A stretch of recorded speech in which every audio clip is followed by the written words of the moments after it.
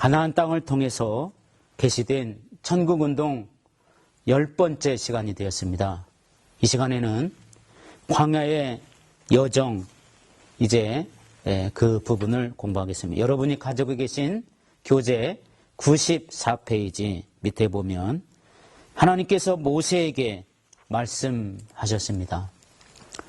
5번이나 모세가 하나님의 말씀을 어떻게든지 핑계대지만 하나님은 모세가 꼭 가야 되겠기에 모세를 설득을 시켜서 이제 모세에게 마지막 명령을 줍니다. 아브라함과 이삭과 야곱의 하나님이 분명히 약속하신 것을 이제 너를 통해서 이루겠다고 하는 하나님의 약속의 말씀을 이제는 갖게 합니다. 이 약속의 말씀을 가지고 모세는 가는 겁니다. 무서움도 두려움도 이제는 없는 거예요. 하나님이 같이 간다는 뜻이죠.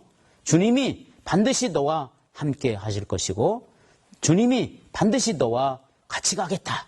이런 약속의 말씀을 다시 한번 주는 내용이 바로 출애굽기 6장 2절로부터 8절에 있는 말씀입니다. 이 같은 믿음을 가지고 이 같은 신앙을 가지고 모세가 이제 바로 왕 앞에 가게 됩니다. 출애굽기 7장에 가보면 이제 1절에 이렇게 했습니다.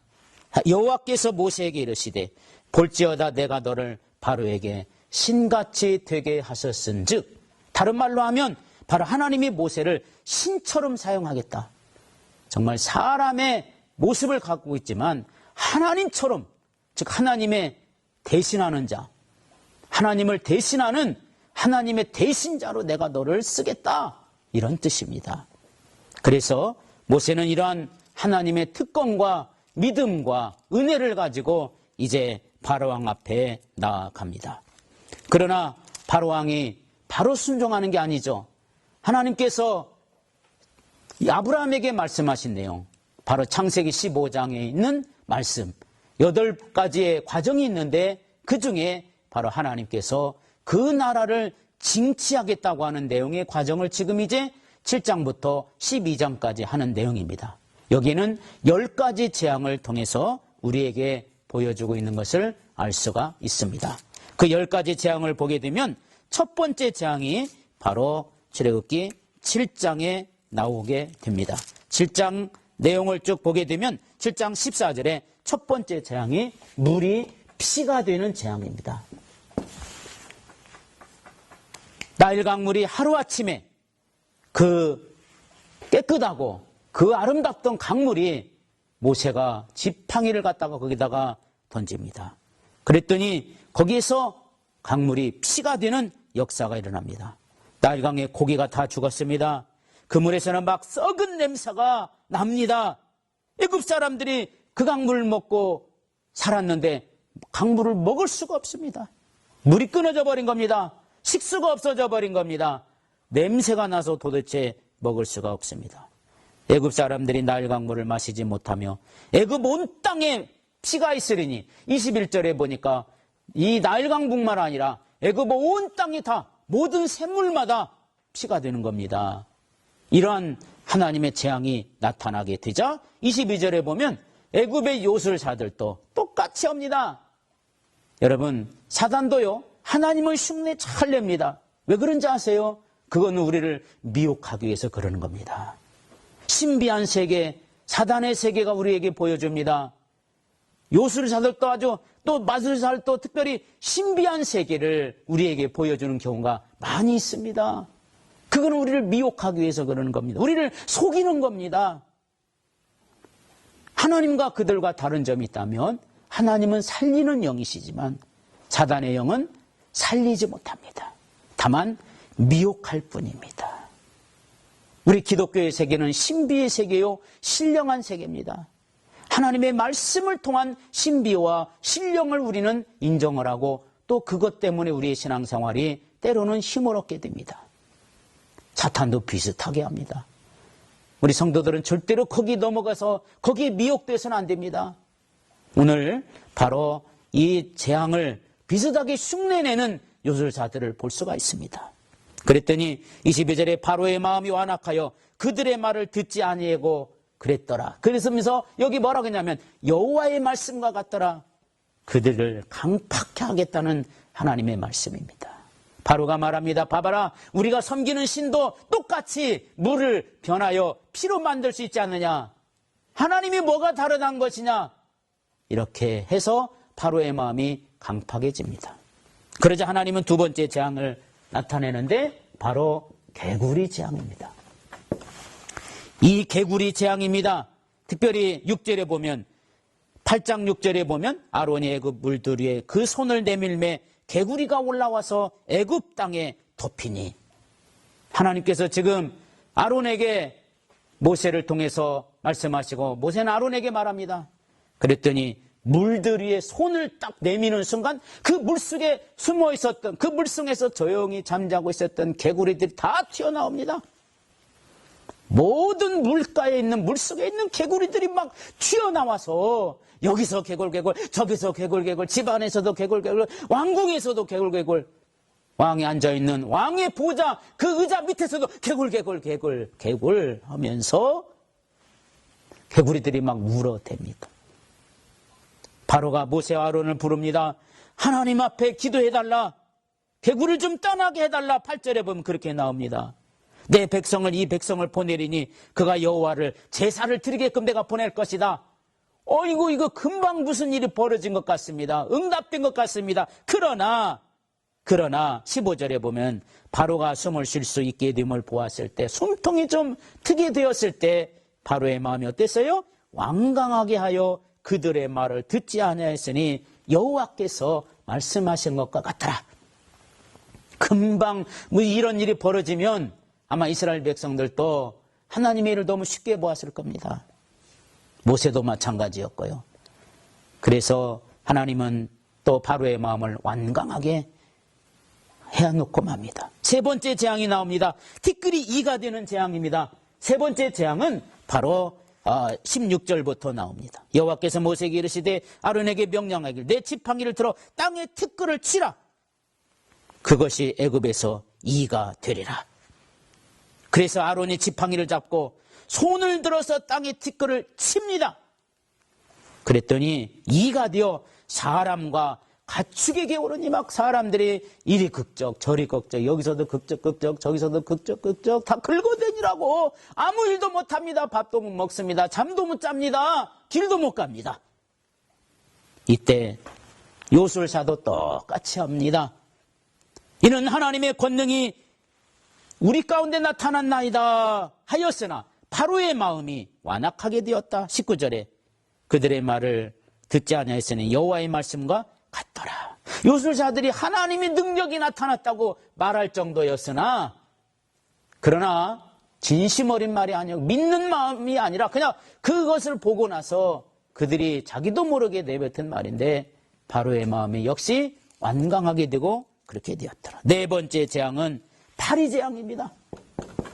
하나님께서 파리를 또 이 애굽 온 땅에 보냅니다. 22절에 8장 22절에 보면 그날에 나는 내 백성이 거주하는 고센 땅을 구별하여 그곳에는 파리가 없게 하리니 이로 말미암아 이 땅에서 내가 여호와인 줄 내가 알게 될 것이라. 그러나 24절 여호와께서 그와 같이 하시니 무수한 파리가 바로의 궁과 그 신하의 집과 애굽 온 땅에 이르니 파리로 말미암아 그 땅이 황폐하여 졌더라. 파리가 얼마나 많은지 파리떼 때문에 아무 일도 못합니다. 그런데 이스라엘의 백성들은 아무 문제 없습니다. 그러나 32절에 그러나 바로가 이때에도 그의 마음을 완강하게 하여 그 백성을 보내지 아니하더라. 금방 마음이 바뀌지 않았습니다. 하나님이 강팍하게 했다고 말씀하고 있습니다. 다섯 번째 재앙은 가축들이 다 죽는 재앙인데 돌림병이라는 재앙입니다. 지금으로 말하자면 가축 전염병입니다. 하루아침에 쌩쌩한 가축들이 그냥 금방 쓰러져서 다 죽었는데 한 마리가 죽이고 옆에도 또 죽고 옆에도 또 죽고 이 집 저 집 다 가축들이 다 죽게 됩니다. 그래서 3절에 보면 여호와의 손이 들에 있는데 가축 곧 말과 나귀와 낙타와 소와 양에게 더하리라. 심한 돌림병이 있을 것이며. 그러나 7절 바로가 사람을 보내어 본 적 이스라엘 가축은 하나도 죽지 아니하였더라. 그러면 아이고야 보내야 되겠다 이래야 되지 않습니까? 그런데 아직도 재앙을 덜 받은 거예요. 그러나 바로의 마음이 완강하여 백성을 보내지 아니하느라.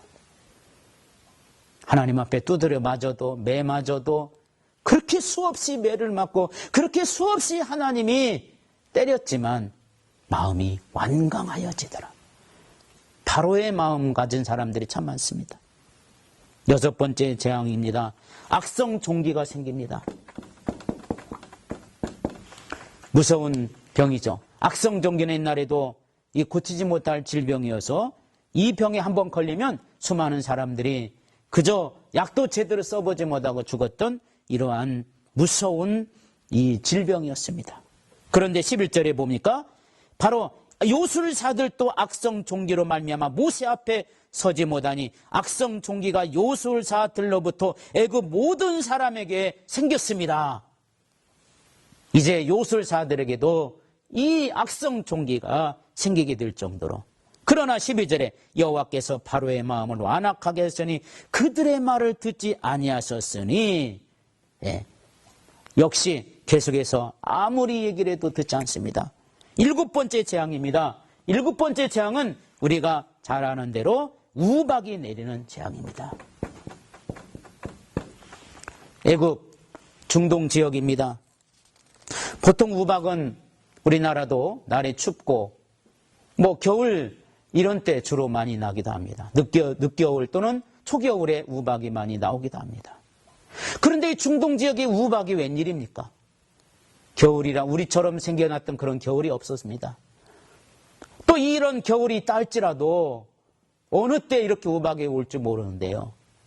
근데 이 중동 지역은 1년 365일 우리로 말하자면 여름입니다. 그런데 우박이 내렸다는 겁니다. 어떤 사람 평생 보지도 못하고 듣지도 못했던 우박이었을 겁니다. 하늘에서 우박이 내립니다. 주먹만한 우박이 내렸을 겁니다. 24절에 보니까 우박이 내린가 불덩이가 우박에 섞여 내림이 심히 맹렬하니 나라가 생긴 그때로부터 애굽 온 땅에는 그와 같은 일이 없었더라. 왜요? 여름이기 때문에 그와 같은 일이 없었어요. 나라가 생긴 이래로, 애굽 나라가 생긴 이래로, 아니 애굽 땅, 아프리카 땅이 생긴 이래로 우박이라는 것을 처음 본 겁니다. 우박은 그래도 우리나라 같이 겨울이 있는데 있는 것이지 이런 때가 있겠습니까? 그게 바로 하나님의 재앙입니다. 그런데 이 우박이 뭐와 함께 내렸어요? 불과 함께 내렸다. 아마 우리나라에서 불과 함께 우박이 내리면 우박은 이미 다 녹아서 물로 내릴 겁니다. 그런데 하나님의 그게 능력입니다. 초자연적인 능력이에요. 불과 함께 우박이 떨어지는데 감당할 수가 없었을 겁니다. 25절에 우박이 애굽 온 땅에 사람과 짐승을 막론하고 밭에 있는 모든 것을 쳤으며 우박이 또 밭에 모든 채소를 치고 들의 모든 나무를 꺾어버릴 정도다. 그러니까 우박 크기 얼마나 컸겠어요. 나무로 가지를 그냥 잘라버릴 정도의 큰 우박이 아니겠습니까? 그러나 26절 이스라엘 자손들이 있는 그곳 고센 땅에는 우박이 없었더라. 하나님의 백성은 특별 보호해주는 이 모습을 봅니다. 바로가 말합니다. 27절에 바로가 사람을 보내어 모세와 아론을 불러 그들에게 이르되 이번은 내가 범죄하였노라. 여호와는 의로우시고 나와 나의 백성은 악하도다. 그러나 이 믿음 가지고 가면 얼마나 좋습니까? 35절 바로의 마음이 완악하 이스라엘 자손을 내보내지 않았으니 여호와께서 모세에게 말씀하심과 같았더라. 보내지 않습니다. 여덟 번째 재앙입니다. 바로 메뚜기 재앙입니다. 옛날에 고대시대 때는 가장 무서운 이 곡식을 갉아먹는 것 중에 하나가 바로 메뚜기입니다. 또는 팥종이라고도 하기도 하는데 메뚜기와 팥종이와 이런 비슷한 겁니다. 그런데 이 메뚜기 재앙이 이제 하나님께서 이곳에 내려놓습니다. 5절에 보면 메뚜기가 지면을 덮여서 사람이 땅을 볼 수 없을 것이라. 메뚜기가 내게 남은 그것 곧 우박을 면하고 남은 것을 먹으며 너희를 위하여 들에서 자라나는 모든 나무를 먹을 것이며. 근데 6절에 보니까 또 내 집들도 내 보는 모든 신하의 집들도 모든 애굽 사람들의 집들에 가득하리니 이는 내 아버지와 내 조상이 이 땅에 있었던 그날로부터 오늘까지 보지 못하였던 것이었지라. 바로에게 이런 하나님의 재앙이 임한 14절 메뚜기가 애굽 온 땅에 이르러 그 사방에 내림에 그 피해가 심하니 이런 메뚜기는 전에도 없었고 후에도 없을 것이라. 16절에 바로가 모세와 아론을 급히 부릅니다. 내가 너희 하나님 여호와를 너희에게 여호와께 죄를 지었으니 바라건대 이번만 내 죄를 용서하고 너희 하나님 여호와께 구하여 이 죽음 많은 데게서 떠나게 하라. 그래도 바로는 하나님의 재앙을 받으면서도 죽기는 싫어한 것 같습니다. 죽음 많은 면하게 해달라, 그렇게 말합니다. 그러나 20절, 그러나 이런 믿음과 신앙의 고백이 있다 할지라도 아직 그가 하나님을 만난 적이 없습니다. 그러나 여호와께서 바로의 마음을 완악하게 하셨으므로 이스라엘 자손을 보내지 아니하였더라. 하나님이 완악한 바로의 마음을 또 깨기 위해서 하나님이 9번째 재앙을 10장 21절로부터 말하는데 바로 흑암의 재앙입니다. 흑암이 온 땅에 완전히 흑암이 덮어버리는 이 역사가 일어나게 됩니다. 손으로 더듬고 다녀야 됩니다. 모세가 하늘을 향하여 손을 내밀며 깜깜한 흑암이 3일 동안 애굽 온 땅에 있으리라. 21절 22절에 보면 그동안은 23절에 사람들이 서로 볼 수 없으며 자기 처소에서 일어나는 자가 없으되 온 이스라엘 자손들이 거주하는 곳에는 빛이 있으리라. 하나님의 백성들은 그래도 하나님이 특별히 지금 보호하고 있지요. 빛이 있습니다. 그곳에는. 그러나 애굽 온 전역에 흑암이 있습니다. 야밤입니다. 길 가다가 함정이 빠지기도 합니다. 길 가다가 강물에 빠지기도 합니다. 길 가다가 깜깜해서 넘어지기도 합니다. 생활이 안 됩니다. 많은 사람들이 아우성치고 난리가 났습니다. 이게 흑암의 무서운 모습입니다. 그리고 11장에는 처음 난 것의 죽음을 경고하는데 마지막 10번째 재앙이 나옵니다. 5절에 보면 모든 가축의 처음 난 것, 또 바로의 장자로부터 모든 몸종의 장자, 모든 가축, 장자들이 다 죽는 장자의 죽음의 재앙입니다. 사람들을 가장 첫 번째 난 것들을 다 죽게 합니다. 장자들을 다 죽이게 합니다. 생축에 처음 난 것도 다 죽이게 합니다. 그래서 모세와 아론이 이 기적을 바로 앞에서 딱 행할 때 여호와께서 바로의 마음을 완악하게 하셨으므로 그가 이스라엘 자손을 그 나라에서 보내지 아니하였더라. 10절에 그렇게 말하고 있습니다. 처음 난 것의 죽음을 경고하는데도 불구하고 그거를 짐승을 잡아서 이제 문설주에다가 피를 바른 집은 그 집 어떤 집이든지 다 죽음에서 면하게 됩니다. 하나님이 문설주에다가 바로 이제 이 재앙을 피하는 방법을 말씀해 줍니다. 예수님께서 우리에게 주신 구원의 역사가 바로 이 장자의 죽음 속에 나옵니다. 문이 있습니다. 문의 좌우에 문설주, 위에까지도. 여기다가 피를 바른 집. 피를 바른 집은 이 집에 이스라엘 사람이 살던, 애굽 사람이 살던, 나쁜 사람이 살던, 또 도둑놈이 살던 피 바른 집에는 하나님이 반드시 이 집안에 이 죽음을 면하게 합니다. 그러나 피 바르지 아니한 집, 이 집에는 착한 사람이 살던, 깨끗한 사람이 살던, 여러 가지 선한 사람이 살던 피가 없는 집에는 반드시 죽음의 역사가 이 집에 들어갑니다. 나는 깨끗하니까, 나는 이스라엘 사람이니까, 나는 애굽 사람들이 아니야. 그러면서 피 안 바른 집은, 그 집은 아무리 하나님 보실 때 깨끗해도 이 집에는 죽음이 들어갔습니다. 이건 우리에게 복음을 말하는 겁니다. 예수 그리스도의 피가 우리를 살리는 능력이 있고 예수 그리스도의 피가 우리를 구원하는 능력이 되는 겁니다.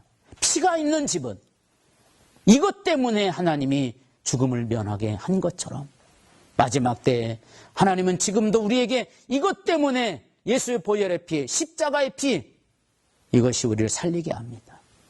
이것이 우리를 천국 가게 합니다. 영원한 삶을 살게 합니다. 영생을 얻게 하는 능력이 바로 이 예수 그리스도의 피, 양의 피를, 딱 양을 잡아서 양의 피를 갖다가 먹습니다. 그리고 양의 고기는 불에 구워 먹습니다. 완전히 태우는 겁니다. 헌신을 의미합니다. 그리고 나서 이 피를 갖다가 바른 집안에 생명이 있게 됩니다. 죽음이 넘어갑니다. 그래서 6월절이란 말이 넘어간다는 패스오버라는 뜻입니다. 넘어갔다는 뜻입니다. 죽음이 넘어갔다는 그런 뜻입니다. 그래서 하나님께서 이처럼 10번째 재앙까지 이스라엘 백성들은 진짜 털끝 하나 상하지 아니하고, 하나님의 백성들은 진짜 털끝 하나 상하지 아니하고 그 속에서 구원을 받게 되는 일이 나타나게 됩니다. 우리는 마지막 때 주님이 오시기 바로 직전에 온 세상에 환란이 있겠으나 하나님의 자녀들에게는 털끝 하나 상하지 아니하시고 하나님이 도와주시겠다고 하는 그러한 모델과 모형을, 예표를 우리에게 이 재앙 속에서 가르쳐 주는 겁니다. 우리 믿는 사람들이 하나님의 역사를 바라볼 때 모든 세상의 이러한 역사 속의 환란 속에서도 끝까지 지켜주시는 하나님의 신실하심을 우리가 오늘 여기서 공부할 수가 있습니다. 우리 믿는 모든 믿음의 사람들은 분명히 이것을 가져야 될 줄로 믿습니다. 그래서 하나님께서 이제 광야의 여정을 이제는 보내게 시작하게 될 때 하나님께서 이제 그 밤에 전부 다 물질을 전부 다 하나님이 줍니다. 재물을 줍니다. 아브라함에게 약속하신 창세기 15장에 있었던 약속의 말씀이 너의 자손은 큰 재물을 이끌고 이제는 광야로 나갑니다. 그것이 바로 12장 읽어본 말씀 35절 36절입니다. 이스라엘 자손이 모세의 말대로 하여 애굽 사람에게 은금 패물과 의복을 구하며 여호와께서 애굽 사람들에게 이스라엘 백성에게 은혜를 입게 하사 그들이 구하는 대로 주게 하심으로 그들이 애굽 사람의 물품을 취하였더라. 애굽 사람들이 이스라엘 사람들이 오면은 달라는 대로 다 주는 거 이상하게. 이게 왜 그래요? 바로 아브라함에게 하신 가나안 땅을 이루고야 하는, 가나안 땅에 들어가게 하는 하나님의 역사를 이루려고 하신 말씀이 지금 그대로 이루어집니다. 은금 뱀을 다 그들은 수없이 의복까지도 다 가지고 갑니다. 430년 동안 애굽에서 일한 노동 품값입니다. 이것으로 광야에 가서 그들은 성막을 만들고 이것으로 하나님의 앞에 영광 돌리는 아름다운 모습을 보여주게 되는 것을 우리에게 알 수가 있습니다. 그래서 이스라엘 백성들이 이제는 드디어 고센 땅을 출발해서 이제 광야에 이제 접어 들어가게 됩니다. 다음 시간에는 이제는 광야의 여정을 우리가 자세히 더 살펴보기로 하겠습니다. 감사합니다.